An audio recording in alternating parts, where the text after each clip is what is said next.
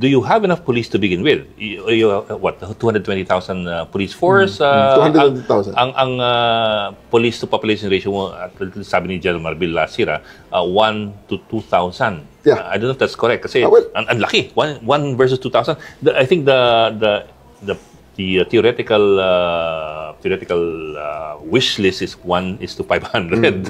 So we're 4 times the theoretical wish list. Actually, pag tinignan mo na yung 120 million tayo, plus 220 ang police, parang nandun na yun. Nasa 1 is to 500, 1 is to 600 na yan eh. Pero yun nga lang, maraming trabaho ang police na hindi lang naman sa patrolling na pupunta. May admin. May mga police tayo sa admin. And marami rin tayong may police tayo sa airport.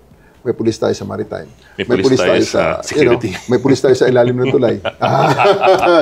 So, napakarami ng pulis natin. Napakarami ng trabaho natin na at the end of the day, kailangan nating i-consider